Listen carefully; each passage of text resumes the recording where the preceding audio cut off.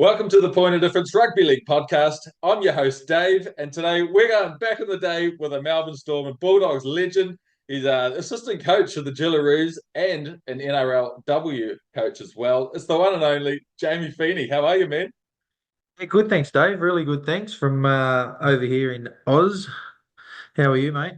Mate, bloody fantastic. I Good didn't on have you. any Bulldogs or Storm gears, so I'm rocking the home colours for me. It's a Dolphins shirt Yeah, for me tonight. Yeah. nah, that's all right, mate.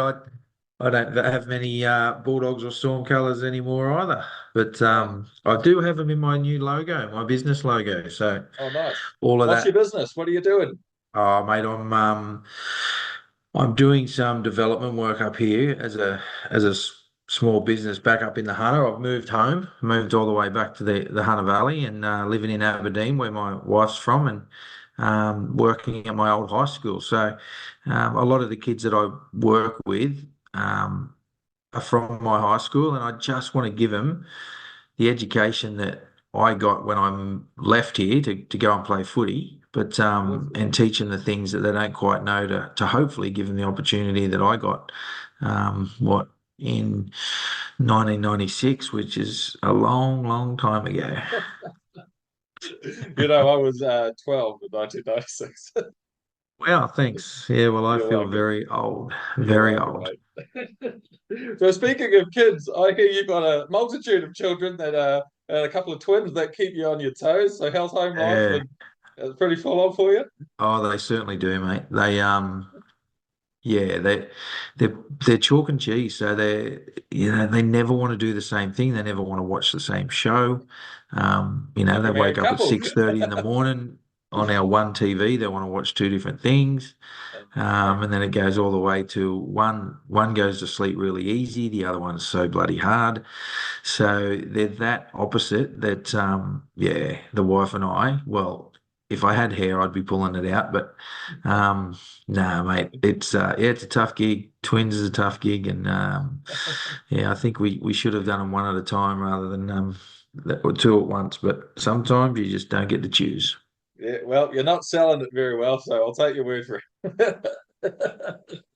Don't have it. twins. Oh, Simple. mate, that's brilliant. Okay, so Jamie Feeney, let's rewind the clock, man. So you said you're from Yeah. the Hunter Valley. I guess did you grow up there, and what was life like for you as a young fella? Um, Life was really good. Both parents. I'm the youngest of three. My Yeah. parents had my eldest sister, who's now 51. Had her when they were 16 and 17, so they started Right. pretty early. They both left school. They both left school, worked two jobs, and yeah, and I'm the third. So Okay. they both, yeah, they were 22 and 23 when they had me. So yeah, I guess they worked really hard. We spent a lot of time, and especially in the holidays at our grandparents, just so our parents could both work. Yeah, very well looked after. Had a Yeah. great upbringing. Dad was always around the football team here at Muswellbrook. He was a Muswellbrook Ram, and I was always around football. From probably I think the earliest was 4 or 5 when I was a ball boy, Okay. and then started playing for Muswellbrook and went all the way through to under 18s, where I Okay. finished school up here, left Sydney, left to go to Sydney to go to uni, and at the end of my first year of uni, I got a trial at the Dogs, and then the rest is history. So not probably not one of the normal stories where a kid just grows up and wants to play NRL because that wasn't me. Yeah.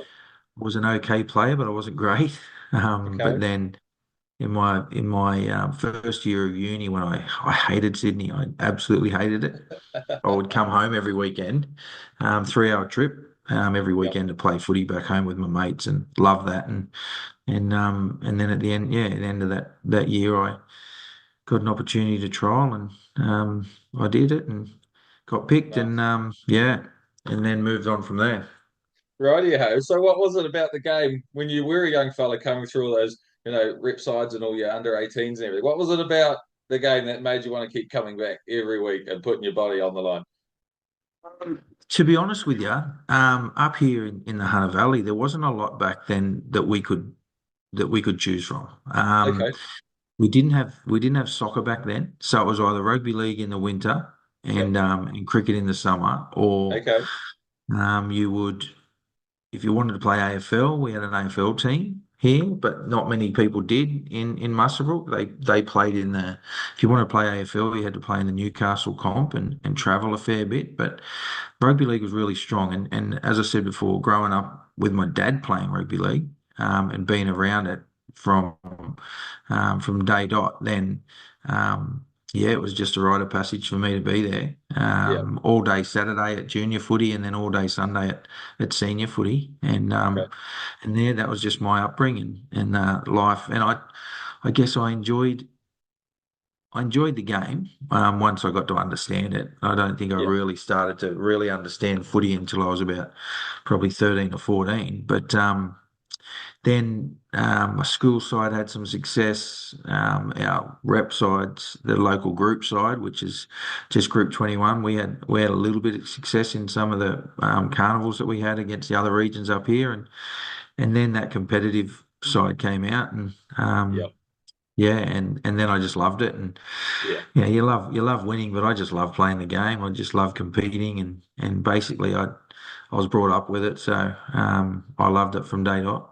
Okay. So being from the Hunter, you would be a Newcastle Knights fan as a young fella? No, no. No? So no, Amazing. it's a funny story. And I don't know too many people that would have one similar, but Muswellbrook Grams are blue and yellow, right? So, or Okay. blue and gold. So, and they used to kind of follow the pattern of the Parramatta Eels jerseys, right? Okay. So, if Parramatta changed their style of jersey, then Muswellbrook would change theirs to sort of be as close as they could Okay. without copyrighting it. And so I used to think, I grew up thinking that Parramatta was just Muswellbrook's best team that played on TV. So Fantastic. yeah, and back then you only really got to watch the Saturday afternoon game and a Friday night game or Sunday Arvo game. You might be only be able to watch 3 games a week, and if Okay. Parramatta was one of those games, I used to sit there thinking and cheer for them. So I was a massive Parramatta fan until I was old enough to realise that that's not how it works, and that life wasn't like that. And then and then I became a Brad Mackay fan. So I Okay. loved Brad Mackay. He played in the Great similar player. position, like lock, second row, and I loved him. So then I just became a Dragon. I loved the Nice. Dragons. Yeah, till the point where I got selected to play for the Bulldogs, and then it was the Bulldogs, and then following that the Storm, and that's how. Okay. Yeah, so I was Para, then Dragons, and then yeah, I can't. I've never backed against the Bulldogs, and I reckon this year's the first time that they've actually helped me in the tipping comp. But Storm have always been consistently good, and Yeah, yeah, I'm mate. very very grateful to have played at 2 of those really successful clubs. Pretty great clubs. Speaking of tipping, I didn't have the balls to pick the Bulldogs all year. I just thought, nah, they're going to lose eventually because the last few years they've just burned me. And then they just Yeah, kept winning this year. I know, and yeah, same for me. I don't. I always go, oh, they're gonna struggle. Like Yeah. you got Roosters versus Bulldogs, and Bulldogs are down near last. This is the last 4 or 5 years anyway. Down near last. Roosters are coming second, but you go to write Roosters and then go, no, I can't. And then you pick the Dogs, and then you No. go, oh, I should have picked the bloody Roosters. But this year they've helped me out. Oh, it's They've funny. It's so done good. well. Ciro's done a great job with them, and yeah, obviously we've recruited well, and Yeah. yeah, they've been playing really good footy, and I think that the little taste into the semis for some of those young guys that have joined our club over the last year or two, I Yeah. think that'll do wonders for them, and yeah, hopefully they can go better, top four or Yeah. yeah, get deeper into the semis next year and win one within the next 2 or 3 years. Yeah, man. It was nice to see like the likes of Kikau, Toby Sexton get a good run at halfback for a while, and Matt Burton got a chance to shine, and Critter come in and do an amazing job, and Yeah, your fullback, the one you got off the shark, Connor Tracy, like yeah. great pickup, like such a Connor solid was guy. outstanding. Yeah. Yeah, they've like all of those boys of, especially the Penrith boys, obviously, and there's always talk of, oh well, they're going well only because you got Penrith people. Well, yeah, Ciro learned his trade there, and then Yeah, you've got to get out of there, and he's got to apply that trade as a head coach now rather than being an assistant, and he's done a great job, and yes, he's formed connections with those boys that have helped get them to our club. But then the work needs to be done, and you can tell. I've been down there several times. You can tell how hard they work. yeah, Um, and Ciro's brought them back to basics, but then they play some really expansive football at times as well. And yeah, I just think they're now focusing on playing as a team rather than having a couple of outstanding individuals. They're playing um, super good footy for as a team, but also some of those people you talk about, like Connor Tracy and Toby Sexton, who has a chances at another couple of clubs and just braining it at the Dogs. Like he was outstanding this year for us, yeah. and he did a really good job. Yeah, man. Nah, be interesting to see how they go next year. I reckon they'll be back in the eight. I can't see why they wouldn't be. They're traveling nicely. No, I agree. I Yeah, agree. good stuff, man. Right. So you mentioned earlier before you had a bit of an interesting journey to get your shot at an NRL club. So I read that you actually wanted to be a PE teacher growing up. So Yeah. how how did you change that sort of direction in your life? Well, the thing, long story short, there's a couple of high schools up here. Muswellbrook's got a high school which I started in. I went to public school and then Muswellbrook High School, and then in year 10, got into a little bit of Barney into a Barney playing touch football at lunchtime. Told a teacher to get out of the road, Yeah. not in those nice words, but and then my parents said, ended up in a suspension, which was my Okay. first time ever. And my parents said, well, you can go to Farrer, which is an agricultural boarding school up here, or in Tamworth, or you could go to the Catholic school in Aberdeen, which is the next town from Muswellbrook. And I said, well, I don't like Farrer because they were our arch enemies in Right. footy. Said, and I didn't know any of them personally. I just didn't like them on the footy field. So I said, I'm not going to Farrer, so I'll go to the Catholic school. Now, fast forward 2 more years, and I've done my 2 years at uni, at high school, my Yeah. year 11 and 12. And one of the teachers at the Catholic school really set me straight. He was honest, open, Okay. honest. And from then on, that's all I wanted to do for other people. I wanted to turn them around, get them in the straight and Yeah. narrow. And I wasn't a bad kid at all, but um, I was smart enough to never fail a subject, but I was also smart enough to get away with things. So that's basically how it was. We have that in And common. then, yeah, and then when I came to the Catholic high school, which is exactly where I'm teaching right now, back up here up home, and he just sort of gave me some honest truths and said, "Mate, you can do so much more with your life than just coast through and get in trouble here and there, but just scrape by." He said so. Believe it or not, I won a talent quest as a singer as a 13 Really? year old. And Really? he even, yeah, and this was me at 16 going in for my interview at the school. And he even brought up the fact that he knows I could sing. He said, I know you've been in musicals at primary school. I went, oh, wow.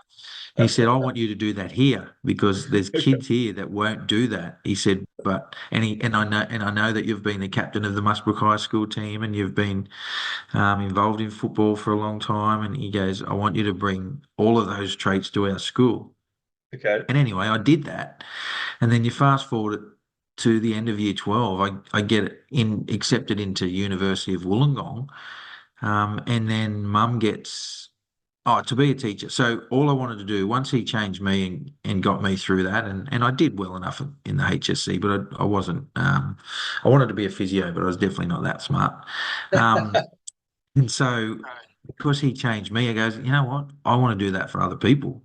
So Awesome. then I wanted to be a teacher, and I got into University of Wollongong, and then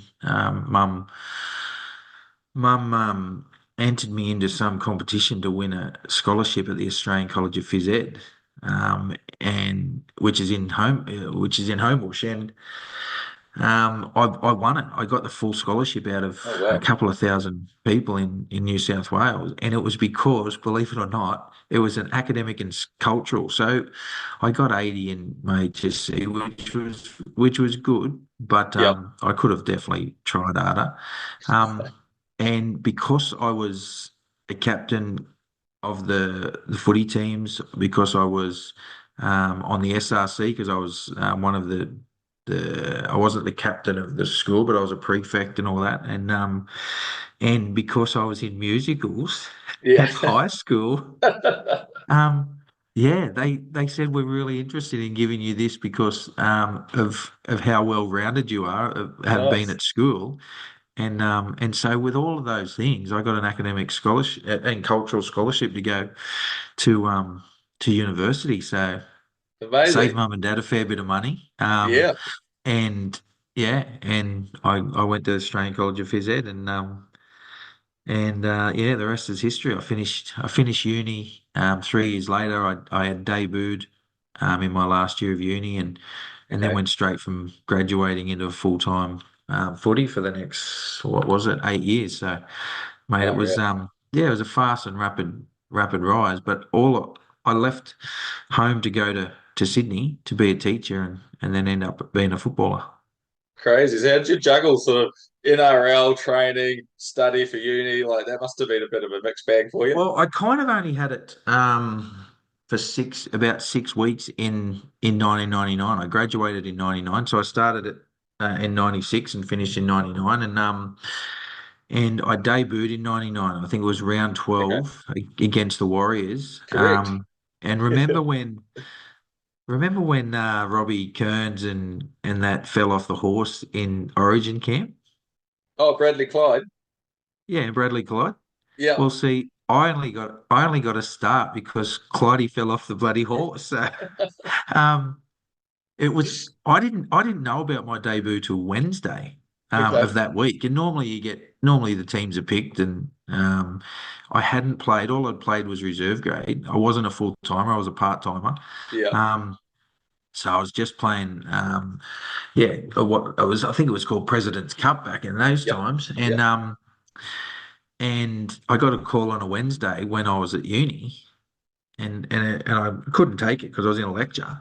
And so then I looked down, it was our footy manager, and he'd rang me like 4 or 5 times. I went, oh, shit, this must be serious. So when the lecture Yep. finished, I rang him back and he goes, oh, what are you doing on Saturday? And I went, well, I think we're playing Wentworthville out at Parramatta. And he goes, nah, you're gonna make your debut. I went, oh wow, like it Wicked. was amazing. I still get tingles now when I Yeah. think about it. But um, normally, like my parents, they grew up and lived up here, and they would come to most Sydney games. Well, they had just left on the Sunday before on a one of those cruise ships Oh yeah.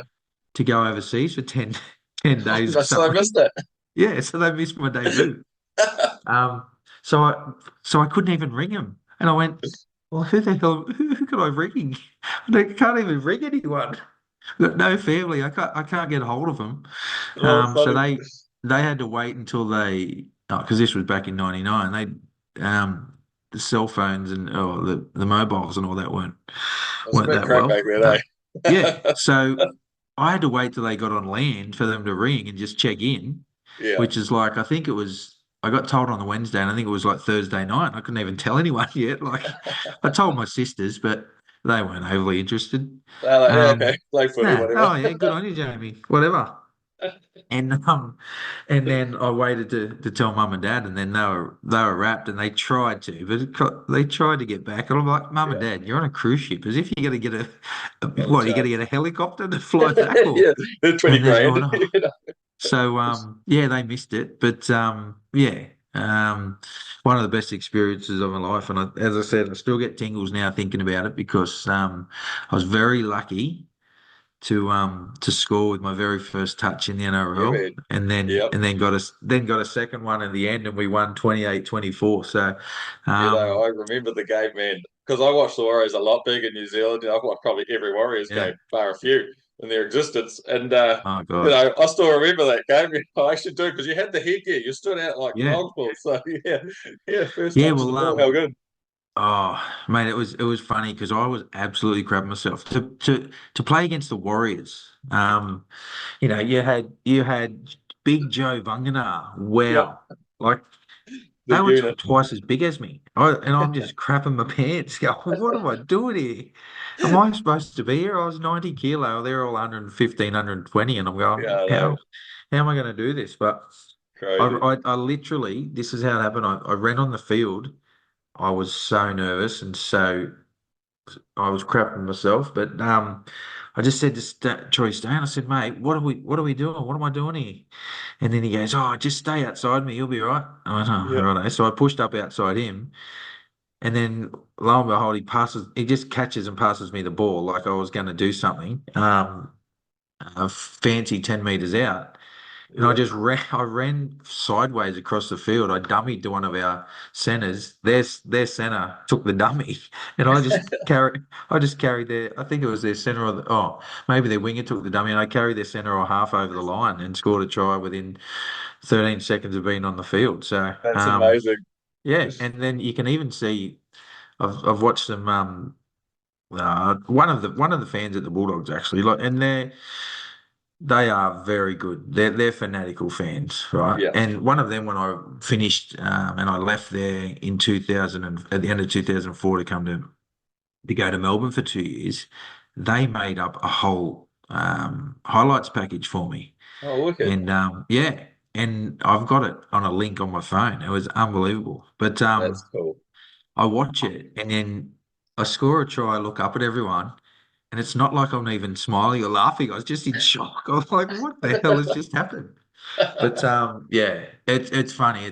It's funny how things work out. And then, um, you know what? And then that second try, Ricky Stewart had just blasted me because playing with stick, he was. If you weren't right at the meter, so if you weren't right where he needed you to be when you were making a play, Yep. you'd hear about it. You'd cop it. Yep.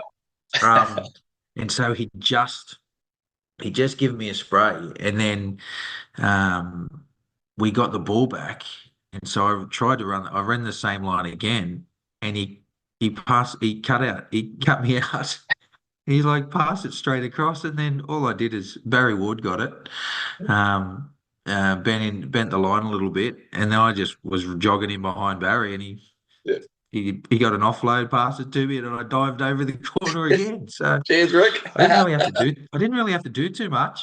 Um, but then I come off the field and all these reporters going, "Oh, what a great game! You're making NRL look easy," and I'm like, "It's not easy, mate, for what I had to do to get here." But yeah, two tries. I couldn't even believe it. So yeah, I played Nice, the mate. next 5 games after that, and then Clydie come back, and I Yeah. got punted back to Reggie's, and I finished the year there. But straight after that, the year after that, I went full time. Yeah, man. So what was it like though when you did first sort of get into the Bulldogs camp as a rookie and you've got Bradley Clyde, Ricky Stewart, Rod Silver, Hazem El Masri, Steve Price, Jason Hetherington, like the list goes on and on and on. Like, how do you cope with that as a rookie? You're just like starstruck, or Um, what do you do? I was a little bit. I wasn't with Pricey because when I first moved down there, Pricey was down there.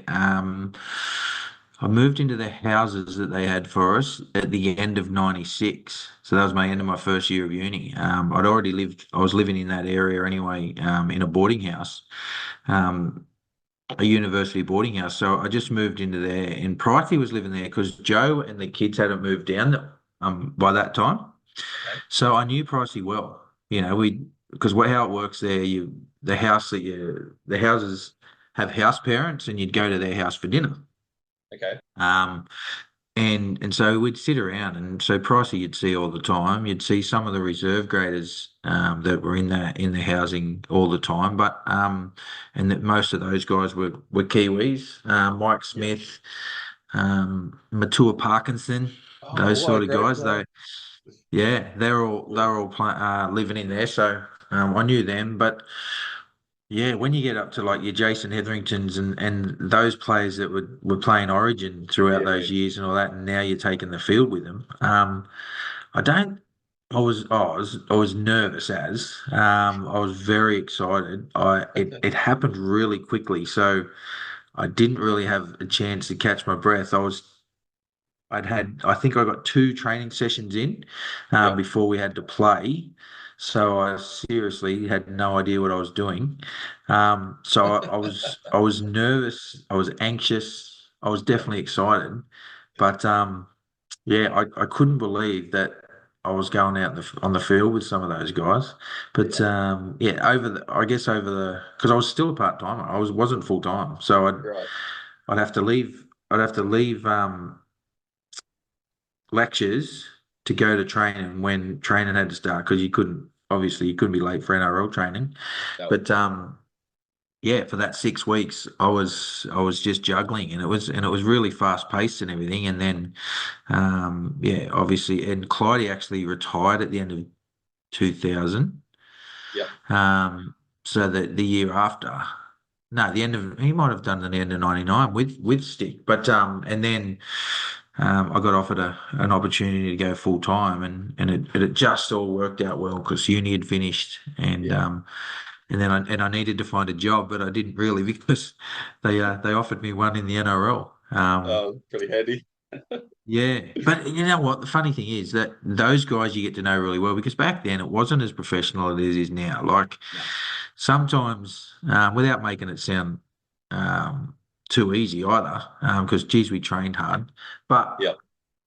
we'd go we'd go to training for 2 hours in the morning, and then they'd say, okay, you know come back at 2 o'clock in the arvo. You'd go and have a feed, and then go and play 9 holes of golf. Come back and then train in the arvo, and then go home. And so Not you were bad. probably training 4 hours a day. Yeah. They, if you watch video, you only sort of watch back then video of yourself if you wanted to. There wasn't a lot of planning and preparation and previews and reviews and all that they do now.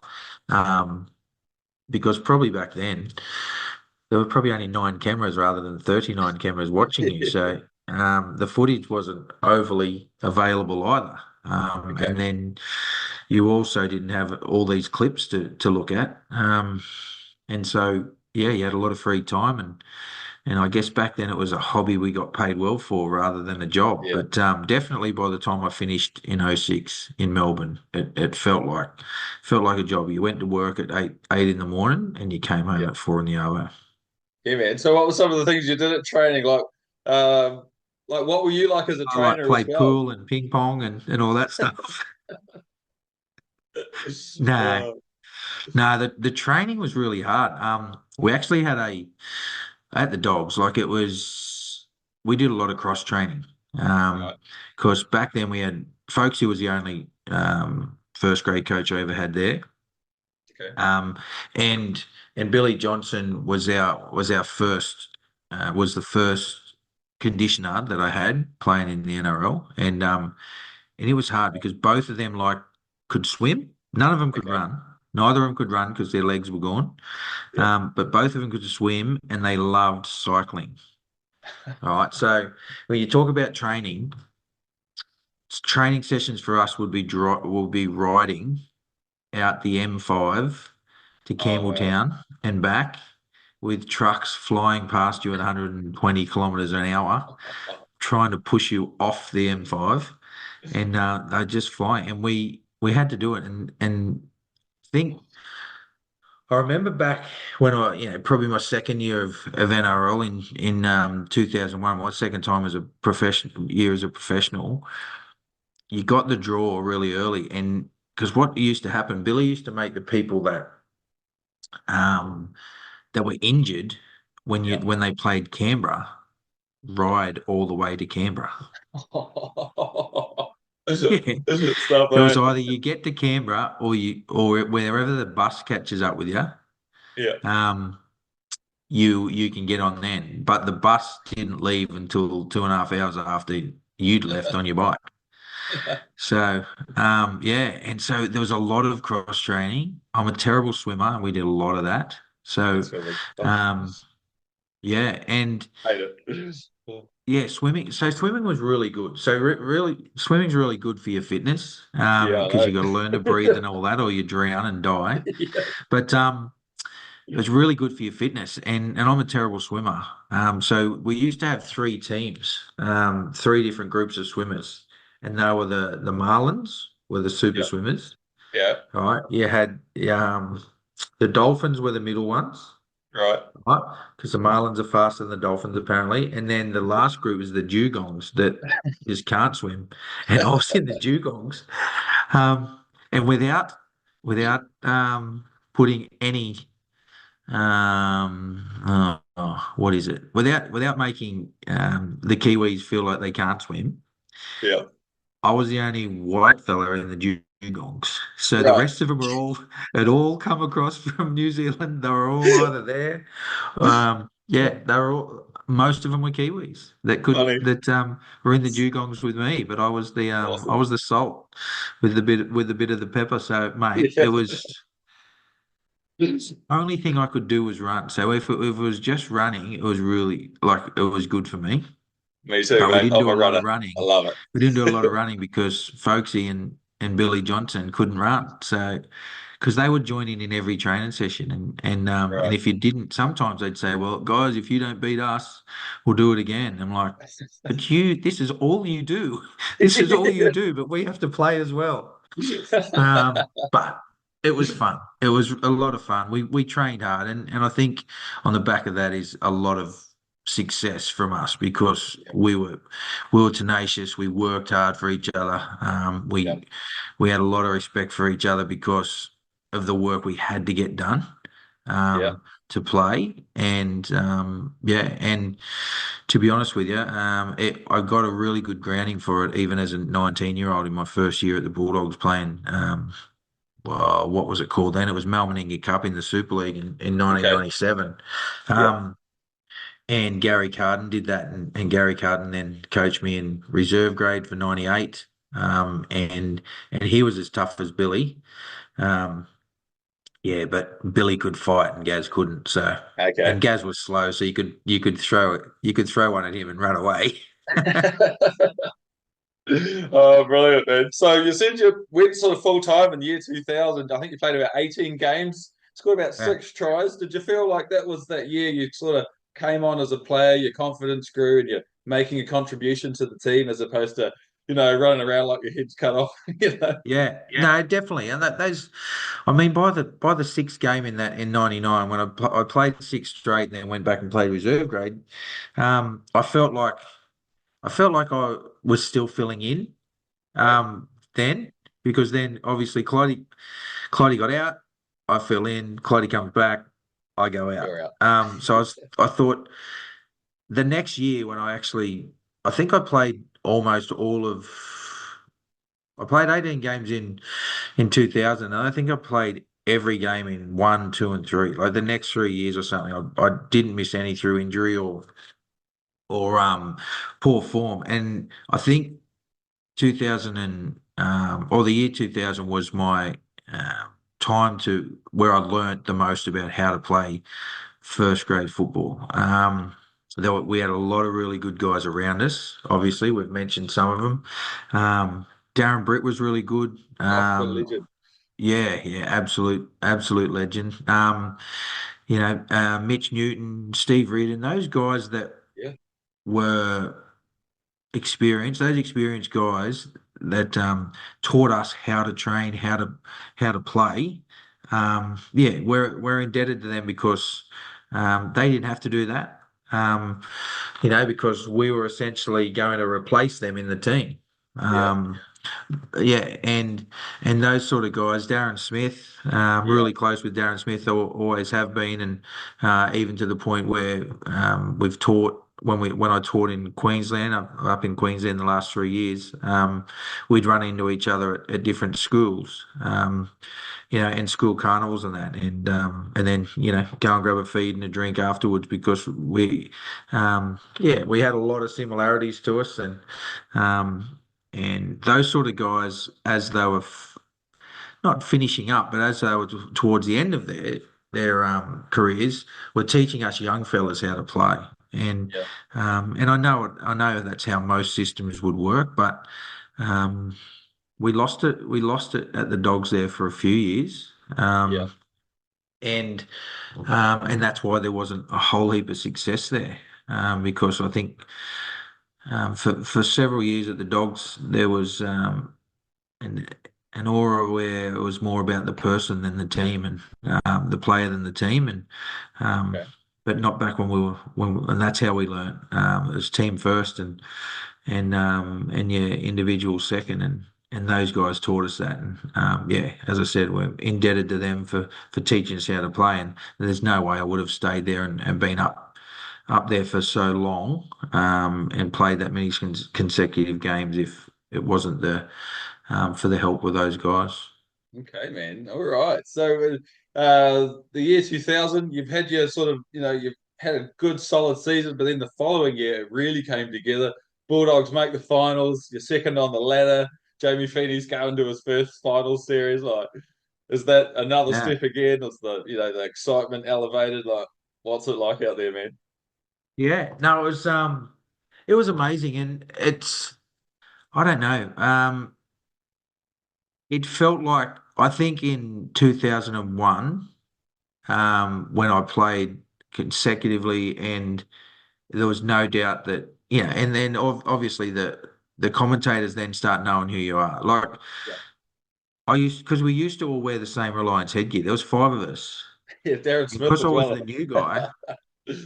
the new guy, along with Dennis Scott. So Oh, the rest of yes. them were like Steve Price, Darren Smith, Daryl Halligan, Jamie Yep. Feeney, Dennis Scott. Now, so we're wearing those headgears, and at times in 2000, the commentators had no idea who I was. So I'd have a run and I'd be called, "Oh, there's Steve Price," but then in 2001 they started calling me by my name, and I thought, "Hey, you know what? I've made it now. They know who I am." Gold. Oh, and That's hilarious. yeah, and then I thought, no, and no, really, I even taken up some leadership roles and being able to, the young fellas that then joined us, younger than me, even at 22, 23, in 2001, 2002, those guys when they come through, I ended up teaching them how to play just like Yeah. Pricey and Reardo and Britty and those guys, Ralphie, Mitch, all of those guys did to me as they're coming through, and then I'm going, you know what, I love what I'm doing now, um, and I think I fit in. I'm starting to get picked week in, week out now. I'm Yeah. no longer just a substitute for someone else who's injured or something, and that's when I realised that, yeah, I could play good footy, and then and as long as I worked hard, which is I think it's nearly all I had going for me, to be honest, is that Okay. I was a hard worker. I didn't have a whole heap of skill, but I think having a look at some of those clips on the highlights video, I think yeah, I can't even remember doing some of those things. So yeah, I don't know if it's the 30 concussions I've had throughout the time, or Yeah. just it all happened, and it was all a blur. But I remember, I think in between 2001 and 2, where I played, I think I played all of 2001 straight, and then was picked first in the trials and everything for 2002. I thought this is what I should be doing. I deserve to be here, and then I just worked hard from then on. Yeah, man. So that finals game, you went down in a thriller, 23-22 to the Dragons, mate. How tough was that? But like, what was the level of finals in comparison to just a round robin match? Did it just go up It does intensity? because as you see in the games now, finals are reffed even differently. So Yeah, you know yeah, you know you can oh get yeah, away with a little bit more. yeah, Um, and but obviously there's more on the line. So that level of pressure and excitement and anxiety, if that helps you, um,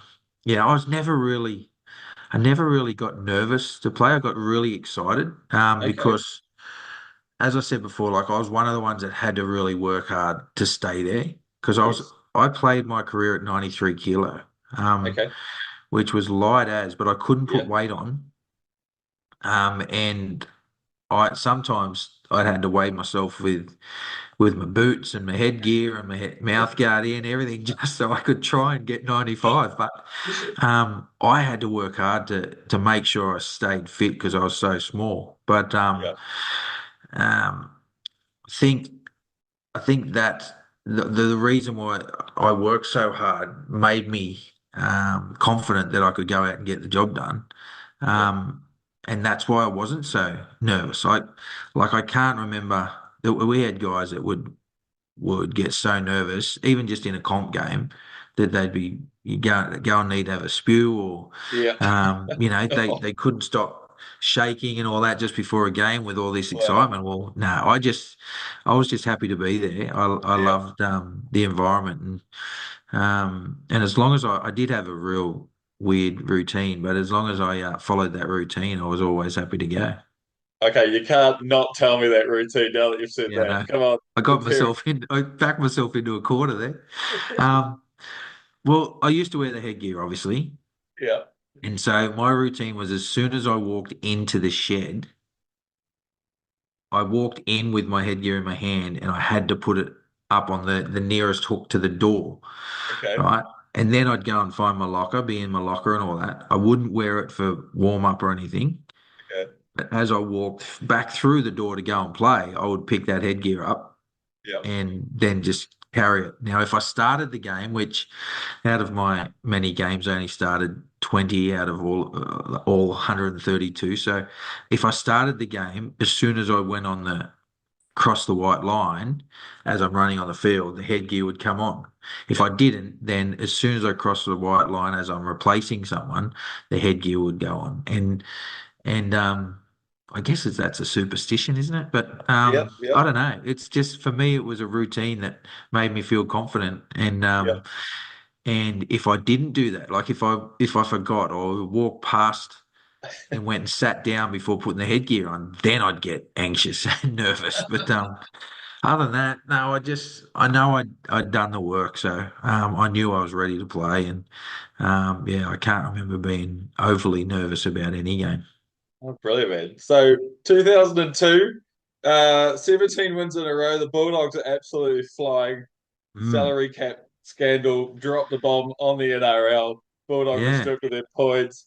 What did you go through personally and as a club, to deal yeah, with that massive, yeah. It was really dark breakup? days. We lost a lot of good people from that, and to be honest with you, and you know what, people have their opinions, but I didn't get anything that was not on my contract. Yep, And but we all just took it and none of us because back then no one spoke about contracts amounts you're on or anything like that. You just all knew that you deserved to be there. You worked hard together and no one spoke about it. Now these days they publicize them to everyone and tell everyone. But crazy. back then we just thought, oh well, we've something's happened in the administration. We have to cop it. We all took 10% pay cuts to try and actually what was that for? To try and Get under the cap. get back under the cap for the next year or something like Yep, that, or for that yep. year. To try and get us away from losing all our points, I think. And then even after doing all that, we lost our points anyway. So um, I don't know. I wasn't on a great deal, but so 10% to me wasn't as much as 10% to Braithen Nastor or something like that. But Steve Price. but Willie Mason, Steve Price. But Yep. Yeah, but yeah, I mean, it was a great year. We had a lot of fun that year. Um, and again, I still think in 2002, although we were professional, we didn't have to work. Other than that, I still don't think the professionalism in the game was there. Okay. We trained hard, but we didn't do again. We still in 2002 we did more video reviews and stuff, and we were watching previews, but you didn't do all the extra stuff that you do now. The sports science wasn't around, and all I can remember when I was playing is that like we had no GPSs all the way through to 2000 and even six, I think. I can't remember ever reading any GPS info, but we had heart rate monitors and all that sort of stuff to get our intensity of training and things like that. But it was still, um, yeah, I still feel like in 2002 and even four, that it was something that we got paid well at that we really loved. It wasn't a real full-time job and the professionalism wasn't there. Okay. So we still had a lot of fun. 2002, we lost all those points and everything, but my daughter was being born in September, my first child, so I had something else to focus on. None of us were at fault. None of the players. So we just got on with the job. Yeah. And I remember playing I think it was the last three games of the comp where they didn't mean anything and the sort of the shackles were off. And they were like three of the best games we've ever played. Besides Gordon Tallis giving me an elbow to the nose, because he dropped the ball a couple of times because I was playing in the centres and I was trying to.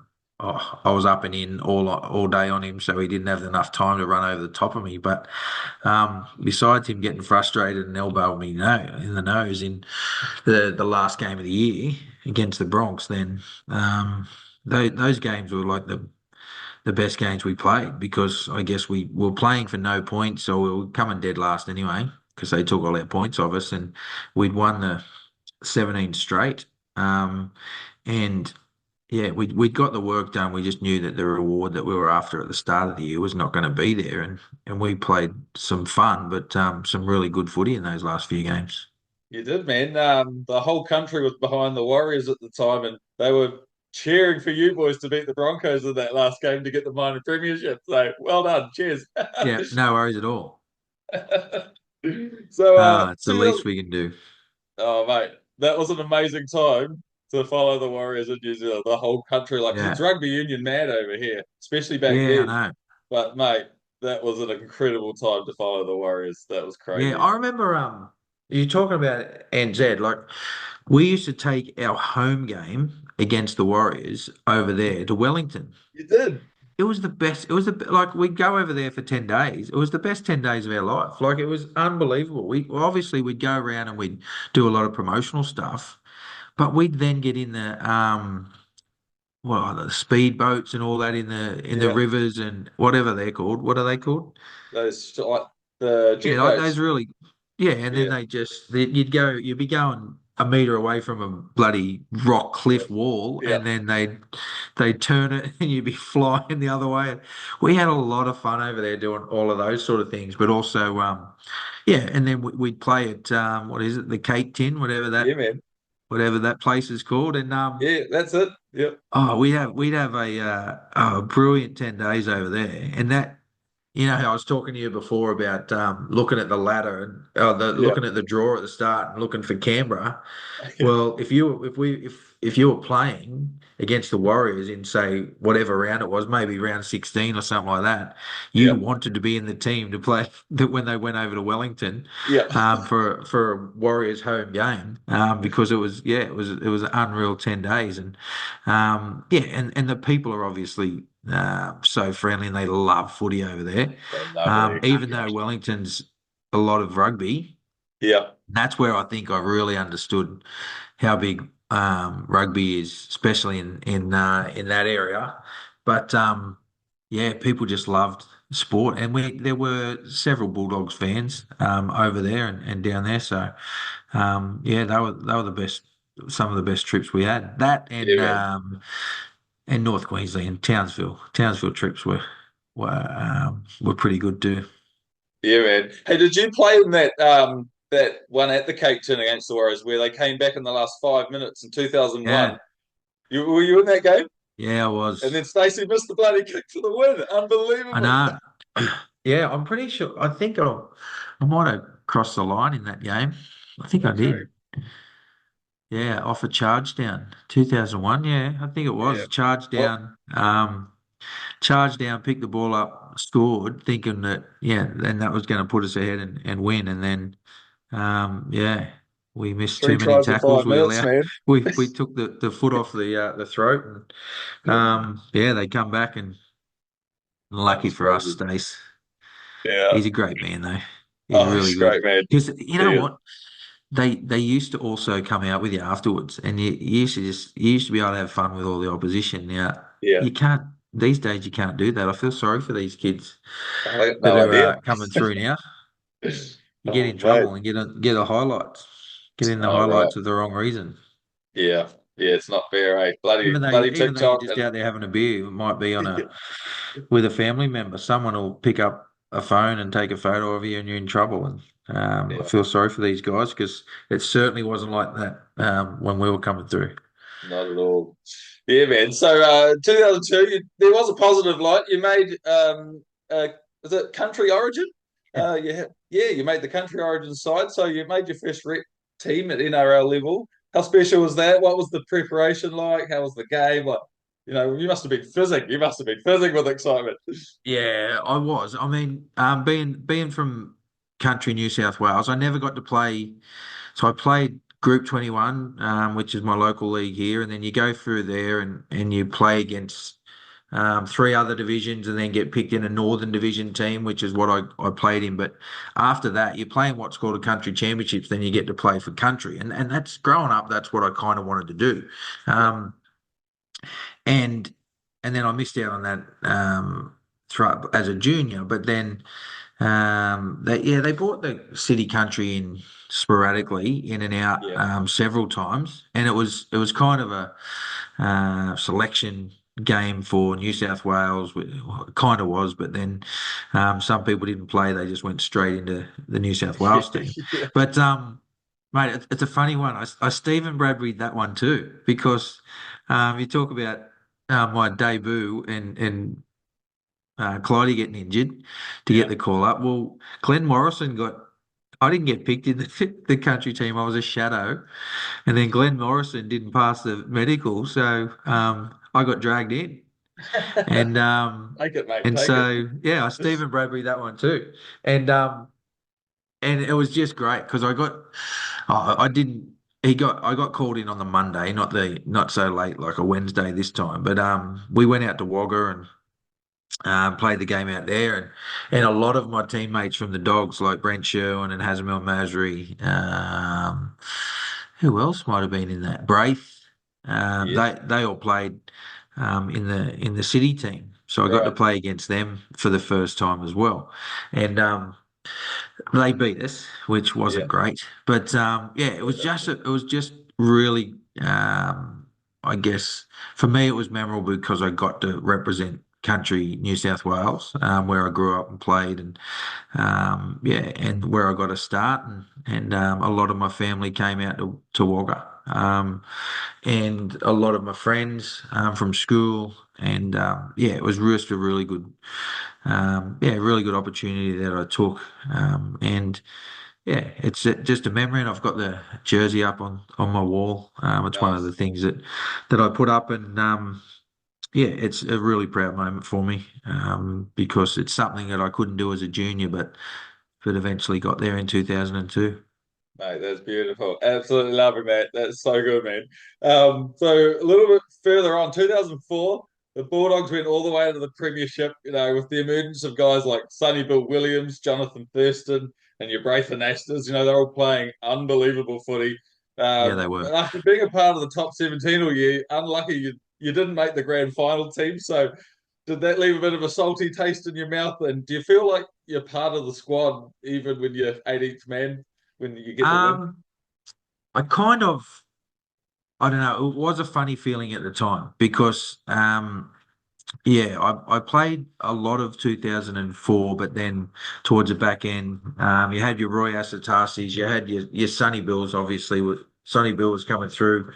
Mace was one of the mainstays in the second row.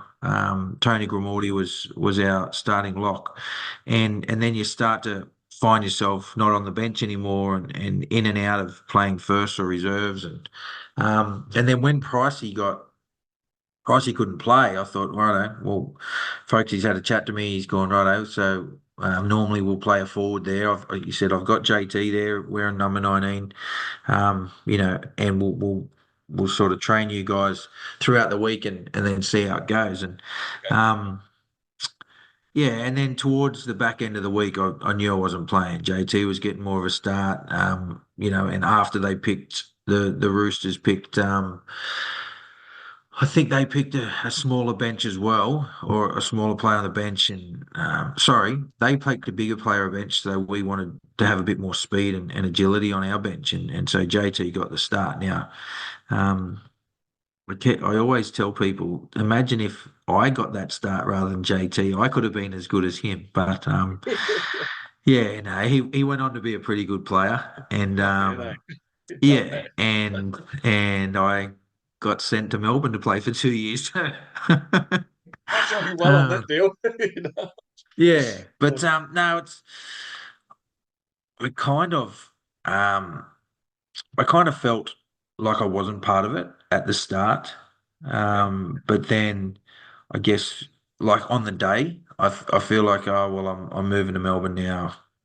I understand why folks didn't play me, and Yeah. and now for a new start down there, and I'll work hard again to try and get into their team now. But then I think through the week of celebrations, like the amount of people that come up in our team and sort of said, "Yeah, you guys are all part of it too," and we all got rings. I mean, I think we had made a deal with the club at the start of the year to if we won the comp, then our boys would get like us players would get some of the prize money as well. Okay. And with that prize money, we bought anyone that played a game that year, we bought them all. The club bought us all a ring.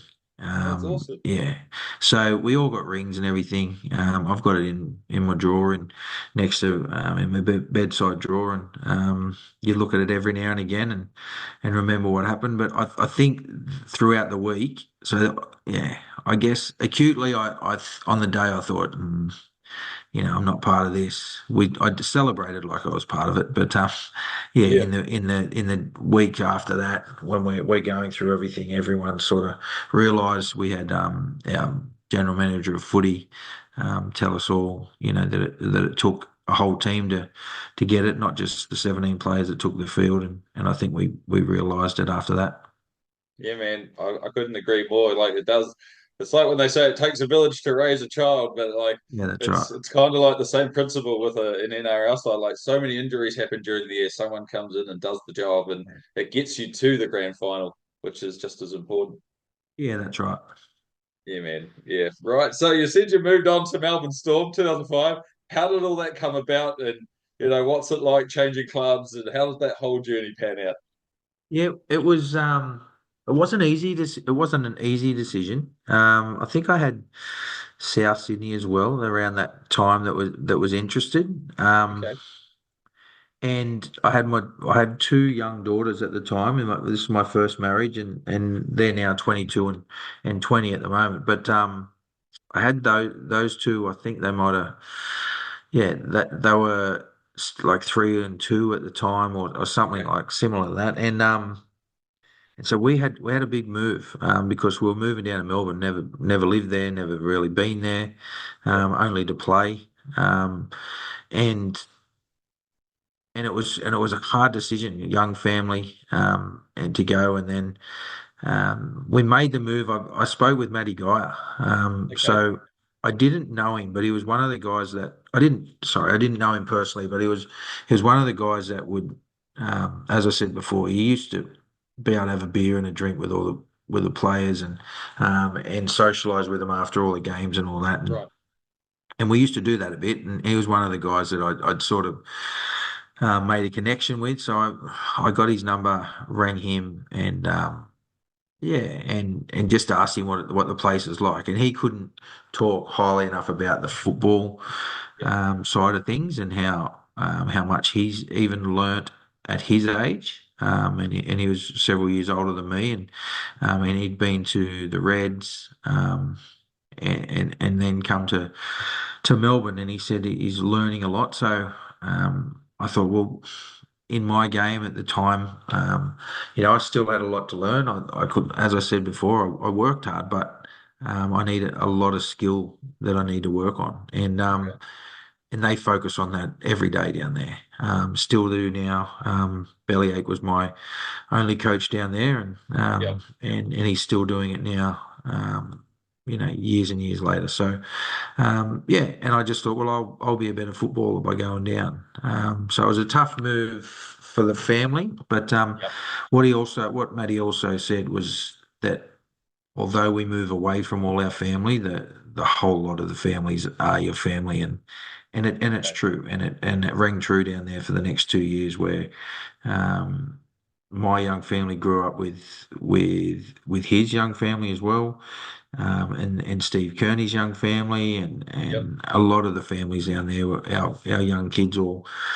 They had a creche down there for game day, and so they were all looked after for game day. So Melbourne Storm did it really well back then, and they're still doing it really well now for families because essentially, besides a couple of players like young Sewer, he's from Melbourne, but there's not too Yeah. many others down there, No, I and mean, so you have to move away from your support network, and they all become your support network, and I'm really close to a lot of those guys and their families now. yeah, just on that, I think, was it Mahi Fanua? Was he the first Melbourne Yeah, I born and think bred May sort of player was. to come Yeah, through? Yeah. yeah, and then there was is it Eremaya or something like that? Another young fella, young yeah, centre or winger. I think he might have been another one, and then yeah, Sue was doing it now. So Uh, um, he's a yeah, freak.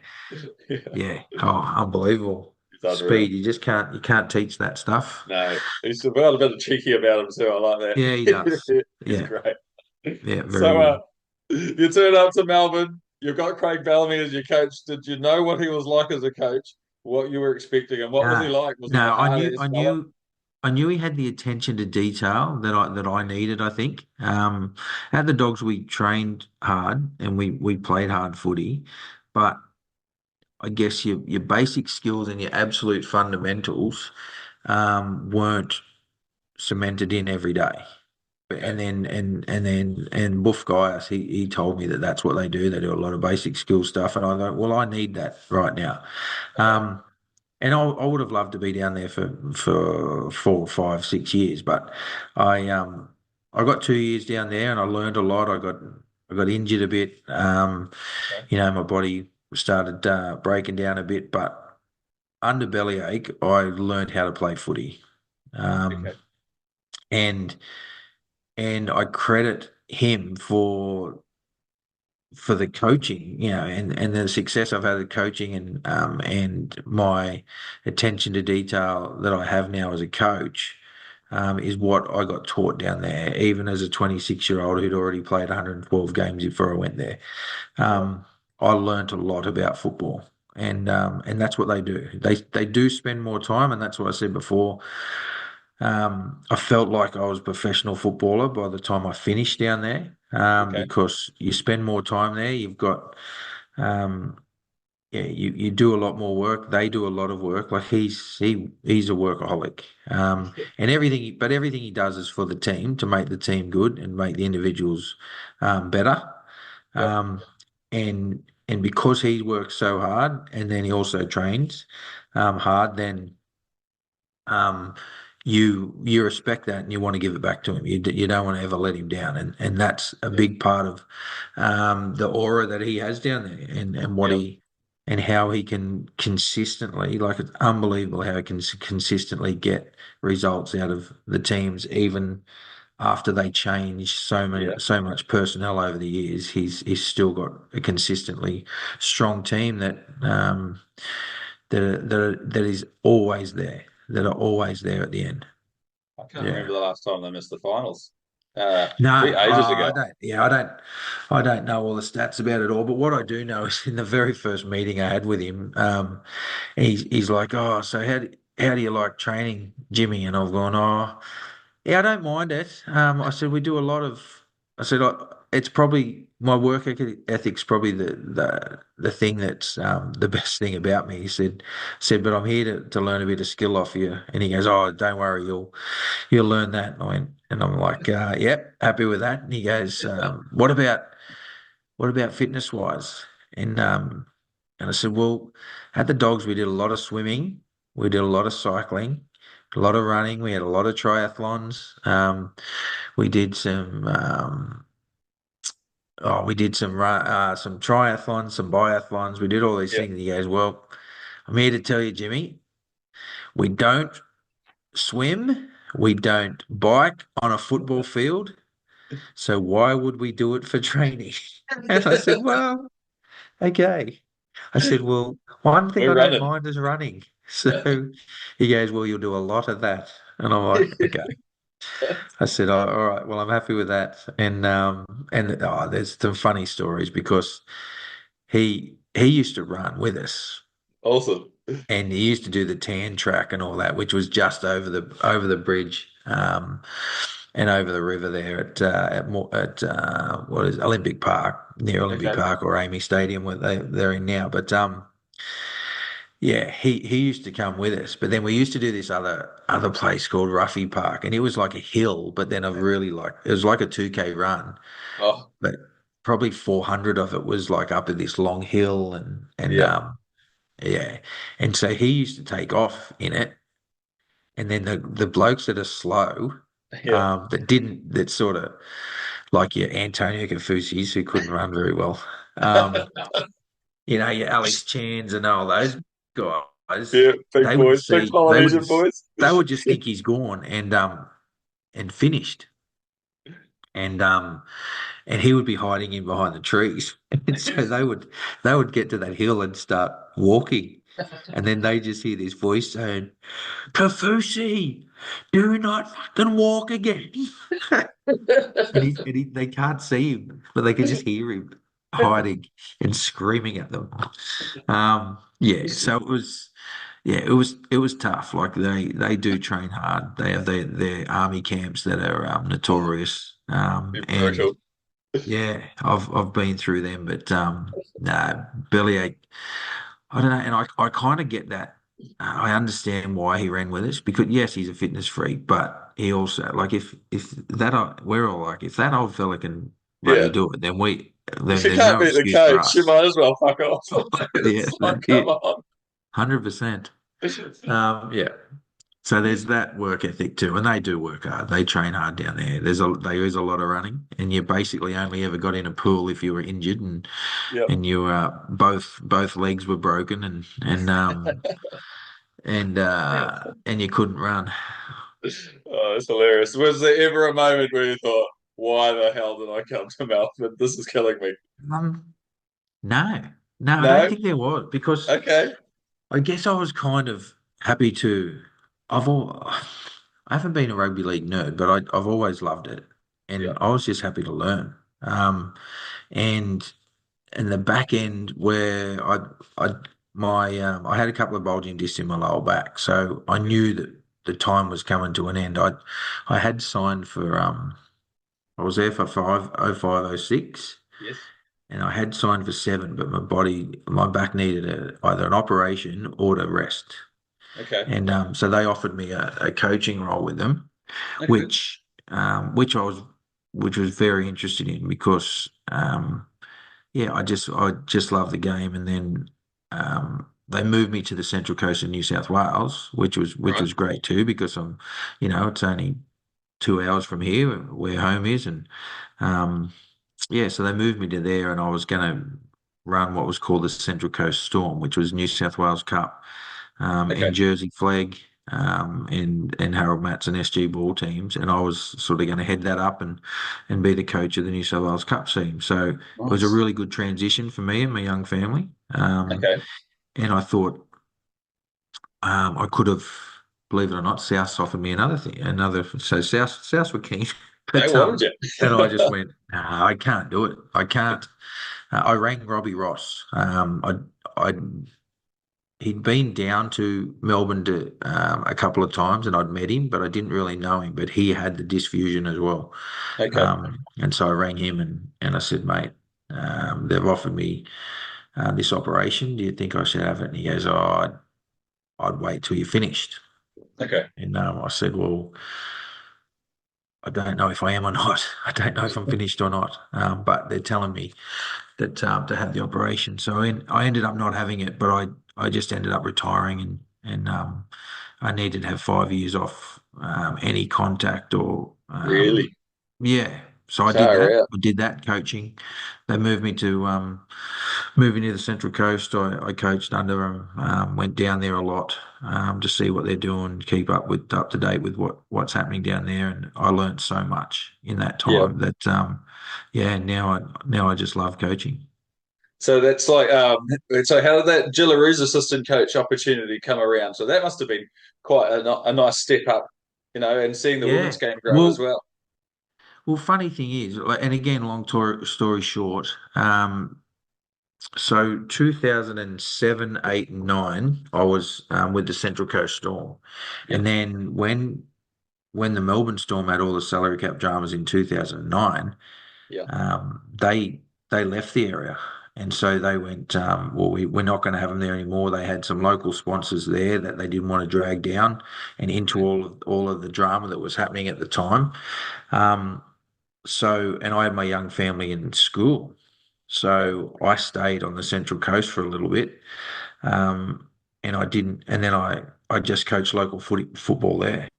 Um, Fast forward 3 years or 4 years, Yeah.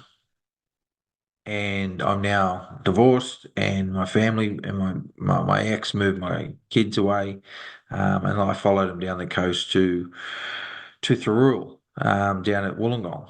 Okay. Um, yeah, and come back and played there to get to know people, and Hmm. yeah, played then and then went back to school teaching. Okay. So yeah, and then halfway through 2015, I got offered a opportunity to apply for a job with New South Wales Rugby League to be a pathways manager and slash assistant coach with all their pathways teams. Okay. Um, yeah, and out of I don't know how many people applied, but I got the role, and then started working with the junior origin teams in 16s, 18s, 20s, and then the females Right. as well, because I did not even know in 2015 that there'd been 16 state of origin games, or they were called interstate challenge games back then for Yeah. females. I had no idea. Really? No Far out. idea. So my very first game of female rugby league I watched was in 2015. 2015. Um, Wow. yeah. And Okay. then yeah, a couple of years into that, Brad Donald, who's now the Jillaroos coach, he was the head coach of Queensland. And I Yep. was running the programs and assistant coach of New South Wales. We beat them for the first time, I think, in 2016. Okay. And we had a draw in 2015, which is the first time New South Wales ever had a draw. We beat them in 2016, beat them again in 2017, Nice. and he got offered the role of head coach at the end of 2016 of the Jillaroos. So Okay. because we'd met and spoken about it and spoken about the New South Wales Queensland and how far that's developed and things like that, then he said, "Well, would you mind being my assistant coach of the Australian women's team?" And I said, "Oh, mate, I'd absolutely love it." Awesome. So yeah, so that's because we coached against each other and had mutual respect for the girls and what they were doing. Then yeah, he asked me on board, and I did that until just before the last World Cup because I had the young kids and had my young boys and couldn't travel to England. So Work it, yeah, man. Pretty cool experience. Pretty cool. yeah, it was. Yeah. Yeah, and a lot of those girls. I mean, they're playing today or tomorrow, I think. They played. I could tell you the score if you want to know. I Oh found out just wow. before we came on. 84-0 against Papua New Guinea. Oh, yeah, it's not. Exciting. You know what? I love the fact that we give Papua New Guinea a chance to play, Yep. but I mean LCL, but there's probably two or three others that have had a chase of NRLW, and then you throw the Australian team at them. It's Not always fair, going is to it? be that sort of Yeah. result. No, Yeah. no, and I understand that they've got to start somewhere, but they're not quite up for that. And Nah. yeah, it would have been a yeah, unfortunately for those PNG girls, it would have been heartbreaking for them to be Yeah. beaten like that. And I'd imagine it with that scoreline, they wouldn't have had a lot of football either. So No. all they're doing is trying to defend their line all the time, and against semi-professional girls that do this. Yeah, some of them do it for their job. So yeah, Crazy. it's a tough one for them.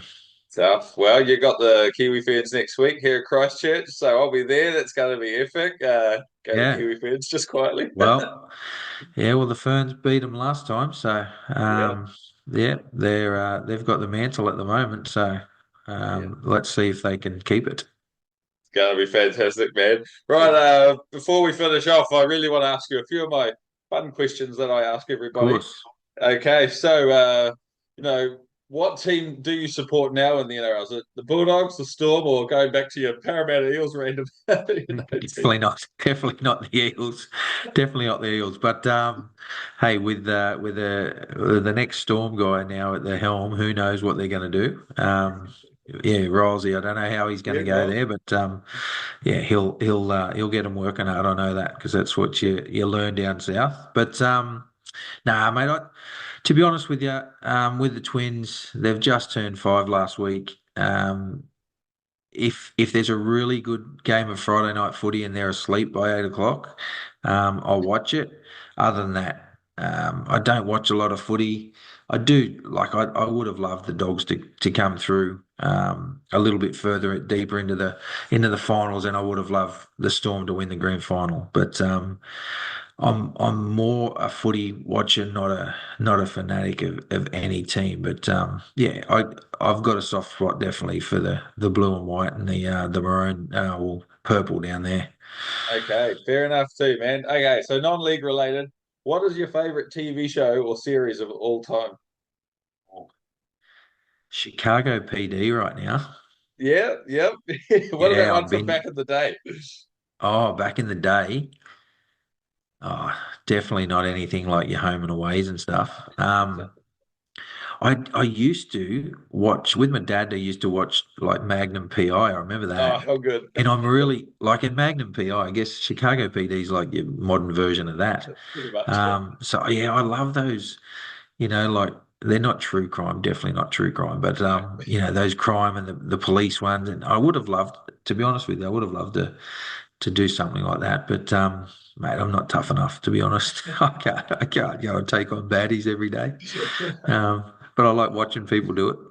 Brilliant, brilliant. Okay, man. If you could only eat one meal for the rest of your life, what would it be? Well, my life changed in 2017 when I became a celiac. So I would Oh, have really? I would have loved to say lasagna, but Okay. a gluten-free lasagna is not as good as a non-gluten-free one. So No. that's one of my favorites, and then I guess the other ones, satay chicken and rice. It's my go-to. Thai's most of the Thai food is gluten-free, so Thai's my Brilliant. go-to. I've been getting this prawn like stir fry thing at the local Thai place here in Christchurch in Riverside Market. Absolutely brilliant. They do a special on like every day of the week, and whenever I see the prawn one, I'm all over it. It's amazing, eh? Well, the closest prawns to here would be caught probably in Sydney and shipped up here. So Yeah, I tend to stay away from prawns up in the Hunter Valley of New South Wales. Fair enough, man. Oh, mate, thank you so much for coming on the podcast, man. My face hurts from laughing and grinning the whole way. So No worries, thanks, Dave. man. It's been Pleasure. fantastic. No, I appreciate everything you do for our game, mate. Well done. Oh, mate, it's my pleasure. So thanks so much. And thanks everyone for listening and watching out there. I've been your host, Dave. This has been the incredible Jamie Feeney. We've been back in the day, and we'll see you next time for kickoff. Full time.